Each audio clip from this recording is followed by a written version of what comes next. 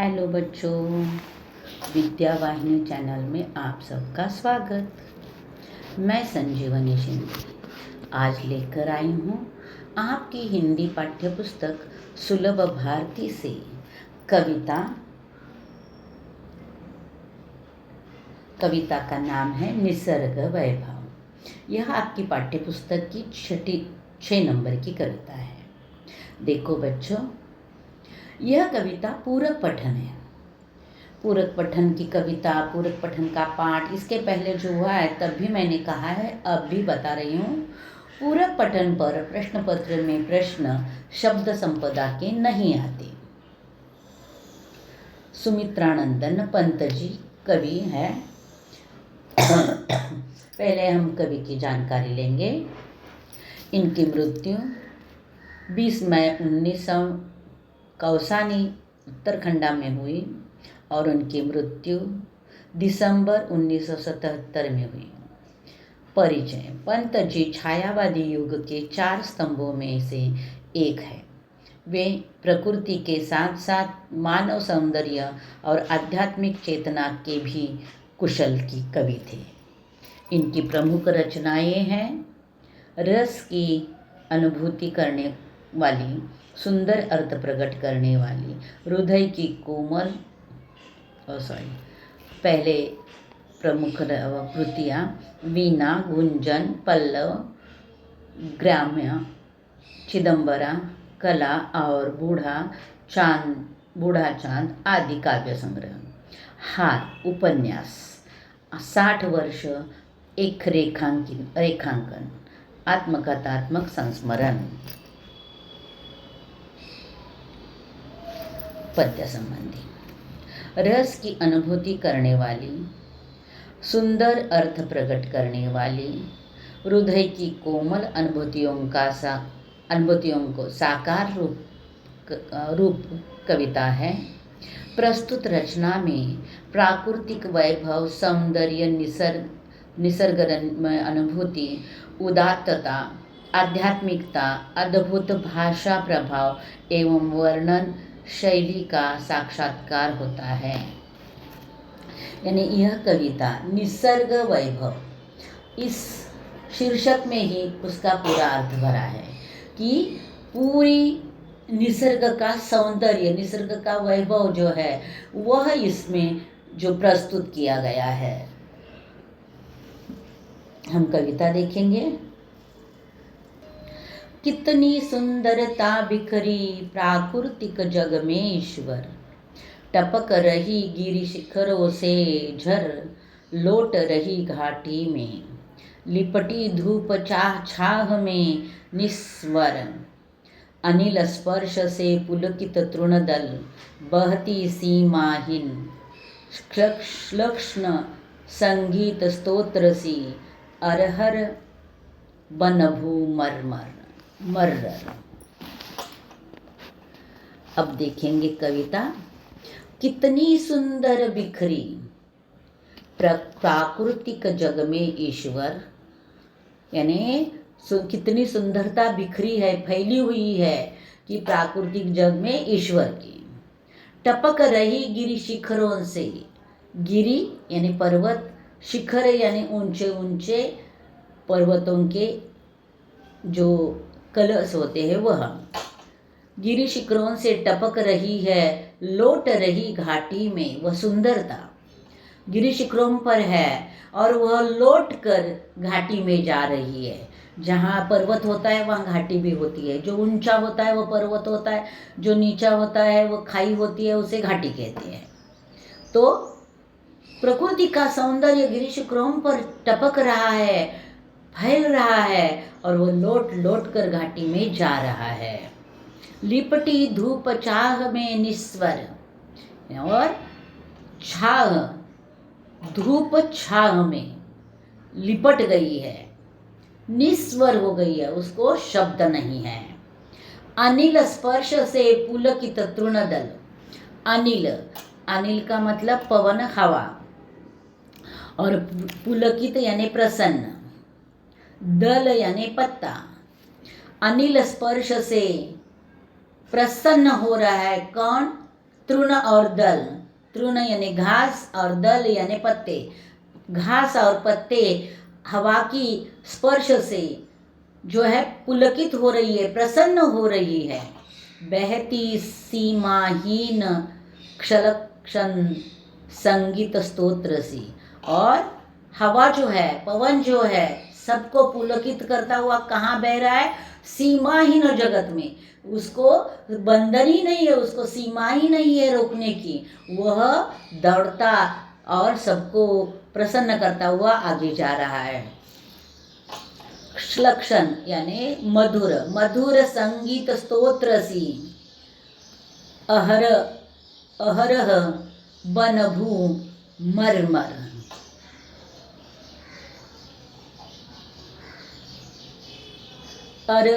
अहरह यानी प्रतिदिन, हर दिन, हर दिन क्या हो रहा है?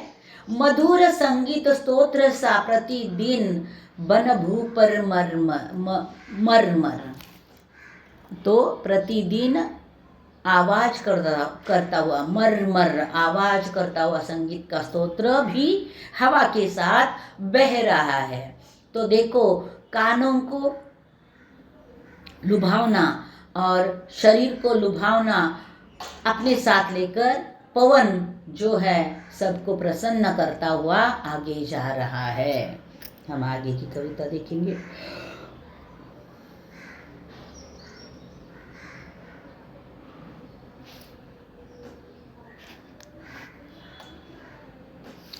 फूलों की ज्वालाएं आंखें करती शीतल, मुकुल अधर मधु पीते गूंजन भर मधुकर दल। तितली उड़ती दूर कहीं पल्लव छाया में, रुक रुक गाती वन प्रिय कोयल। फूलों की ज्वालाएं, फूलों की ज्वालाएं, ज्वालाएं कहा है एक जगह, और दूसरे पंक्ति में कहा है कि आंखों को करती शीतल। का मतलब आग जैसी ज्वालाएं नहीं है फूलों की। तो फूलों की ज्वालाएं इसलिए कहा है कि फूल अनेक रंगों में खिले हुए हैं और वह अपने आंखों को शीतल कर रहे हैं, ठंडा कर रहे हैं। शीतल यानी ठंडा, ठंडा कर रहे हैं। मुकुल, मुकुल यानी कली, फूल का जो फूल के पहले वाला रूप होता है वह कली। अधर मधु पीते, अधर यानी ओंठ, और कौन पीता है? मधु पीते। मधु यानी मधुकर यानी भौरा। गुंजन भर मधुकर दल यानी मधुकर यानी भौरे, गुंजन करते हुए, जो भौरे की आवाज होती है ना गूं वाली, वो आवाज करते हुए वह कली के इर्द गिर्द घूमते हैं और फूलों का रस पीते हैं। कौन पीता है? भौरे। तितली उड़ती दूर कहीं पल्लव छाया में, तितली कहीं दूर उड़ रही है। जो पल्लव छाया यानी अभी अभी जो नए पत्ते आए हैं वो पल्लव, पालवी, जो नए नए पत्ते आए वो पल्लव, उसकी छाया में तितली उड़ रही है। रुक रुक गाती वन प्रिय कोयल, और कोयल जो है सभी आँखों को अच्छा लगने वाला जो दृश्य है उसे देखकर गाती है। कोयल गाती है और जो वातावरण में जो आनंद भरा है उस आनंद को दुगना कर देती है अपने गाने से। आगे की पंक्तियां देखेंगे हम।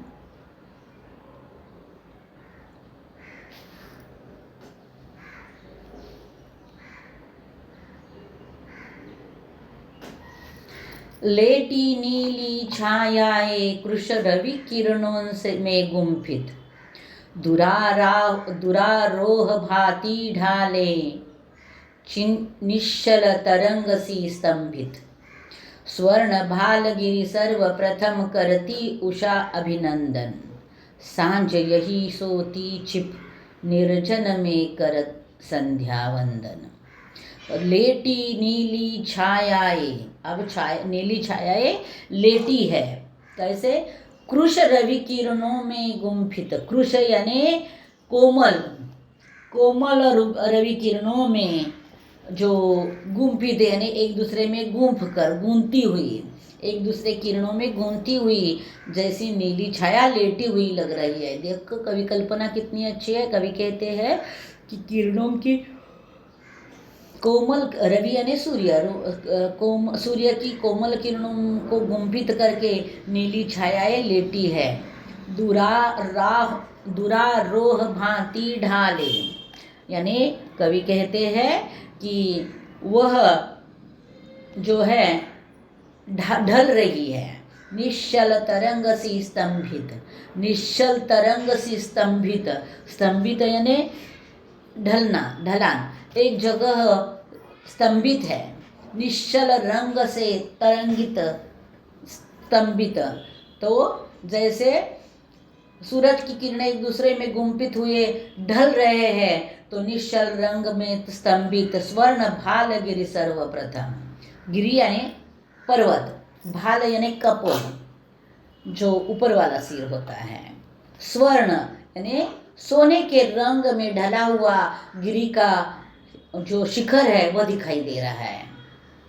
कैसे आपने भी देखा होगा कभी, जब सूरज ढलने लगता है तो उसकी पीली पीली किरणें सब जगह फैली रहती हैं। तो ऐसी किरणें जब गिरि के शिखर पर गिरती है तो ऐसे लगता है उसने स्वर्ण रंग में खुद का भाल जो है रंगा लिया है।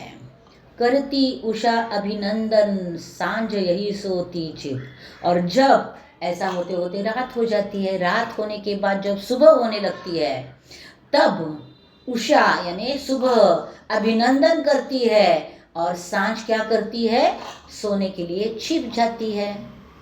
फिर दिन ढलता है, फिर सांझ निकल आती है। वैसे निर्जन में कर संध्या वंदन, यानी जैसे कि रवि किरण जो है वह छिप जाते हैं संध्या वंदन करने के लिए। संध्या वंदन आपको पता है, जैसे शाम होते ही हम भगवान के सामने दिया जलाते हैं, शुभम करोति वगैरह बोलते हैं, वैसे ही उसे संध्या वंदन यानी शाम का वंदन, भगवान के लिए शाम का वंदन करने के लिए जैसे सांझ निकल आती है।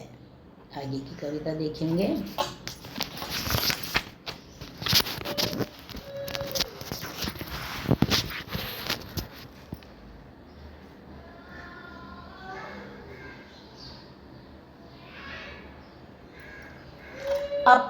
अपलक तारा पथ शशिमुख का बनता लेखा दर्पण। यही शैल कंधों पर सोया जगता गंध समीरन। सद्य स्फुट सौंदर्य राशि सम्मोहन भरती मन में। कितना विस्मय कर वैचित्र्य भरा पर्वत जीवन में। यानी कवि कहते हैं कि अपलक, अपलक यानी बिना पलक झपकाए, यानी जैसे कि देखो पलक झपकाने तक हुआ ऐसा हम कहते हैं। यानी एक ऊपर वाली पलक और नीचे वाली पलक एक दूसरे को मिलती है और फिर बंद होती है और खिल जाती है। इतने के अंतर में, इतने के समय में तारापत शशिमुख का, यानी तारापत शशिमुख, शशि चंद्र, बनता लेखा दर्पण, दर्पण जैसा बन जाता है, दर्पण आईना, आईने जैसा बन जाता है। यहाँ शैल कंधों पर सोया, शैल कंधों पर, शैल पर्वत, शैल पर्वत, शैल कंधों पर सोया कौन, जगता गंध समीरन, यानी समीर हवा जैसे लग रही है। रात होने के बाद जो हवा है, पवन है, वह पर्वतों के कंधे पर सो गया है। सुबह शैल के कंधों पर रात का समीर सो गया है, हवा सो गई है। जैसे ही उषा निकल आती है वैसे ही वह फिर से बहने लगती है, हवा बहने लगती है। सद्य स्फुट सौंदर्य राशि सम्मोहन भरती मन में। कितना विस्मय कर वैचित्र्य भरा पर्वत जीवन में। सद्य यानी वर्तमान स्थिति में, स्फुट सौंदर्य शशि राशि, सौंदर्य राशि, सौंदर्य राशि सम्मोहन यानी मन को मोहित कर रही है। सम्मोहित यानी मोहित करना, मोहित कर रही है किसको? भरती मन में, मन को मोहक कर रही है। कितना विस्मय कर वैचित्र्य, यानी कितना विस्मय कर यानी आश्चर्यकारक, वैचित्र्य यानी अनेक अनेक पलों का भरा पर्वत जीवन में, और पर्वत में भरा जीवन में पर्वत भरा हुआ है, यानी अनेक खुशियाँ इस निसर्ग से हमें मिल रही हैं।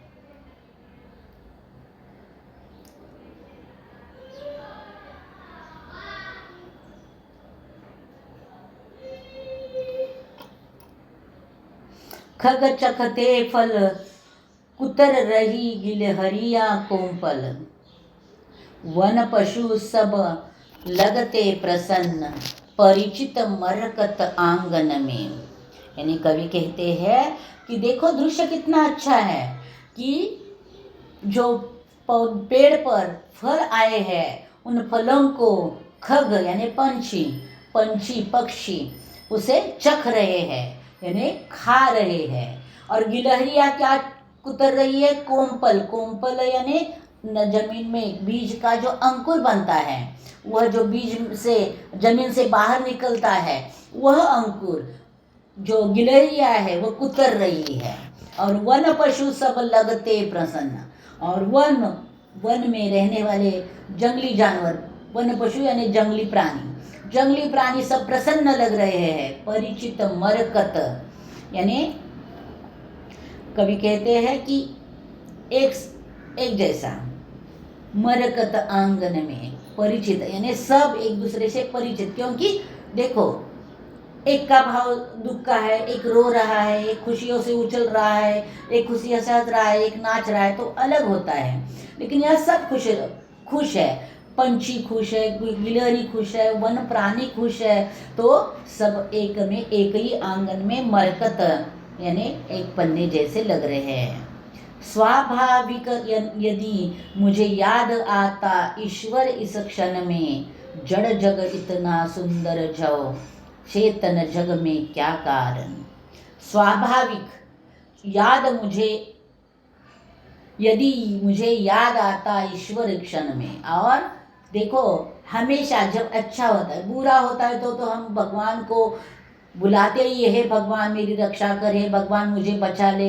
लेकिन जब अपनी आँखों को अच्छा दिखे, कुछ हमारे साथ अच्छा घटे, तो हमें भगवान को याद करना चाहिए। क्योंकि हे भगवान, तूने इतना अच्छा सौंदर्य भरी प्रकृति मुझे दिखाई, जो पूरा धरती का आंगन खुशियों से प्रसन्नता से महक रहा है, तब हमें भगवान को याद करना चाहिए। कवि कहते हैं स्वाभाविक ये सब देखते हुए मुझे भगवान की उस क्षण में मुझे ईश्वर की याद आई।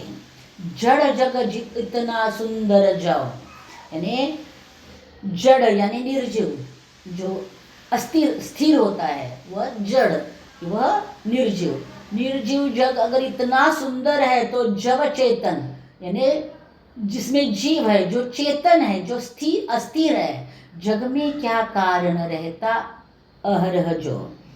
अहरह का अर्थ मैंने बता दिया था प्रतिदिन। तो जड़ जीव जिसमें चेतना भरी हुई है, जो अस्थिर है वह जीव, उसका हर दिन का क्या कारण है? आगे की पंक्तियां देखेंगे। विषन्न जीवन मन का संघर्षण, विषन्न यानी उदास, और उदास जीवन का संघर्ष क्यों करना है?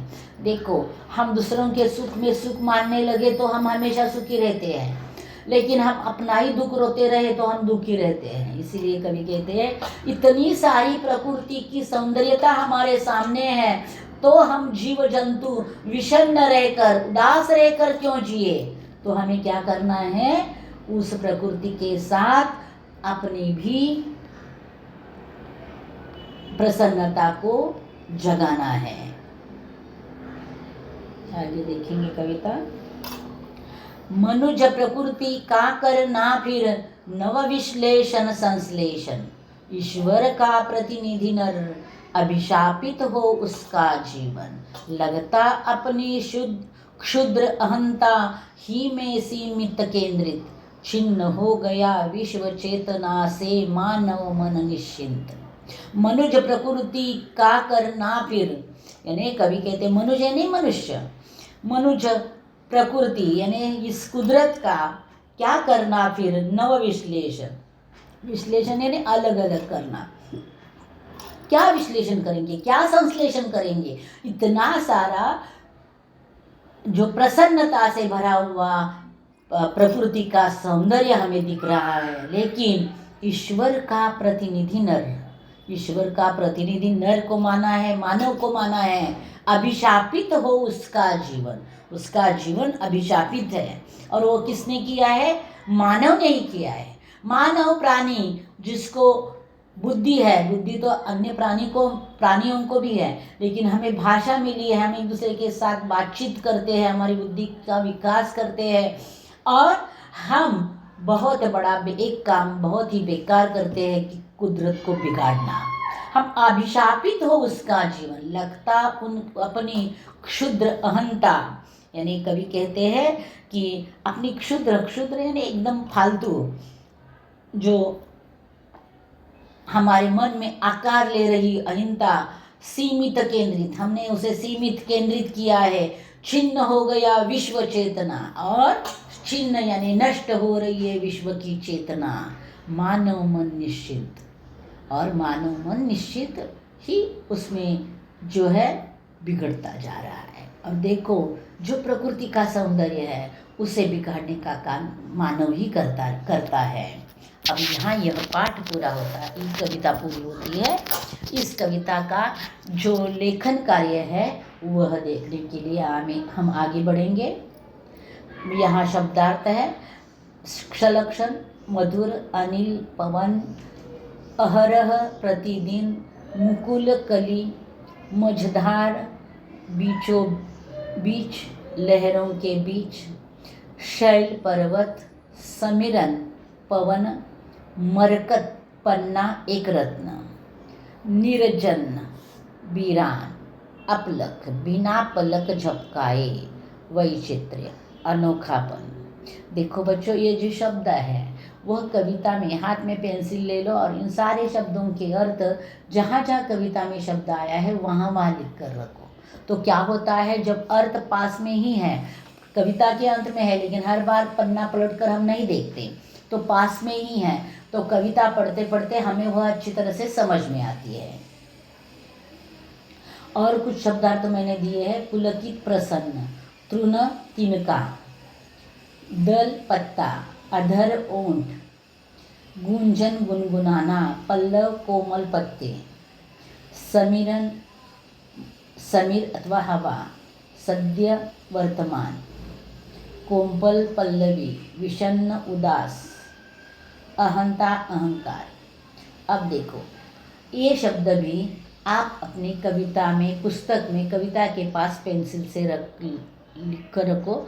जो शब्द है पुलकित, दल, गुंजन, उनके सामने उनके अर्थ लिख कर रखो, और फिर एक बार कविता पढ़ो तो आपको बहुत अच्छी तरह से और बहुत ही सीधी सादी कविता समझ में आएगी। इसके बाद पाठ के आंगन में यानी कविता का स्वाध्याय होता है।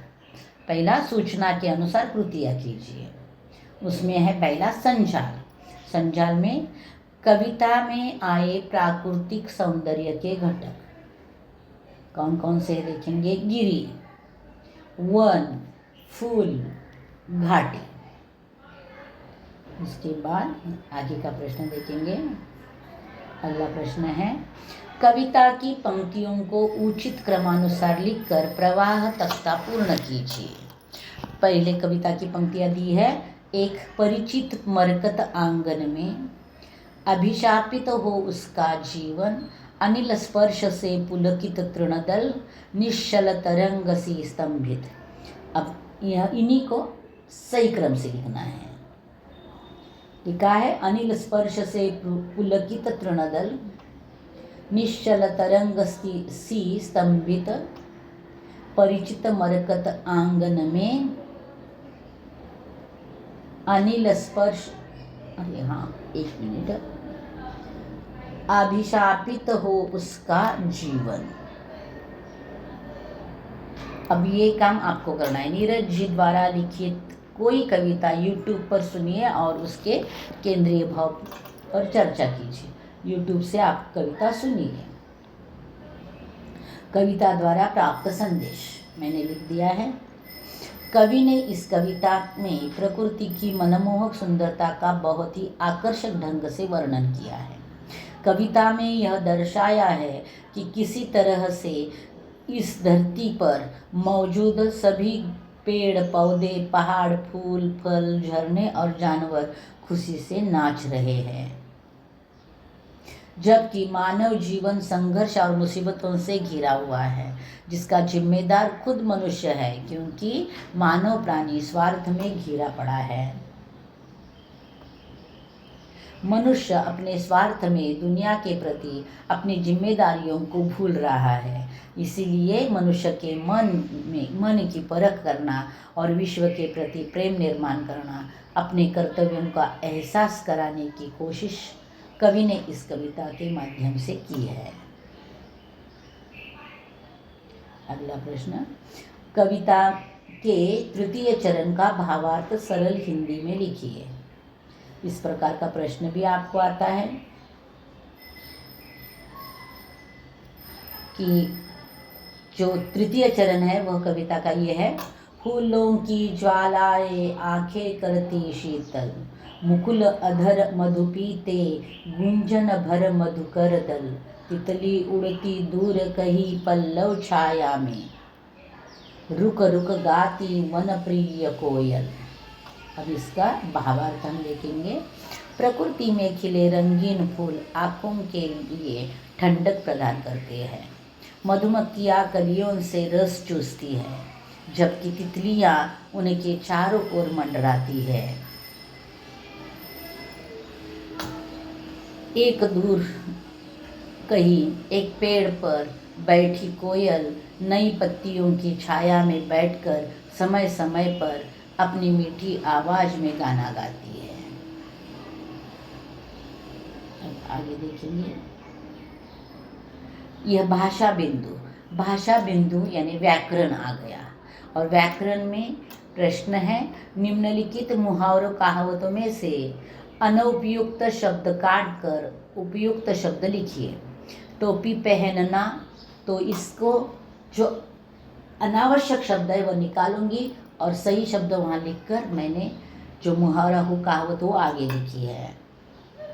टोपी पहनाना, कमर बंद करना, यहाँ है आंखें बंद करना।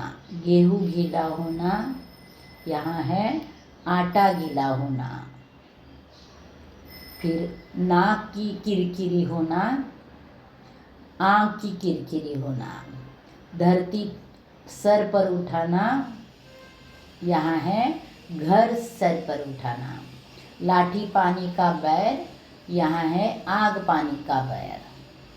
देखो बच्चों, यहाँ कविता का पूरा कार्य, लेखन कार्य हुआ है, स्वमत का प्रश्न दिया है, संदेश दिया है, भावार्थ दिया है और शब्दार्थ भी दिए हैं। शब्दार्थ की ज़्यादा पढ़ाई करने की जरूरी नहीं है, क्योंकि यह पूरक पठन की कविता है।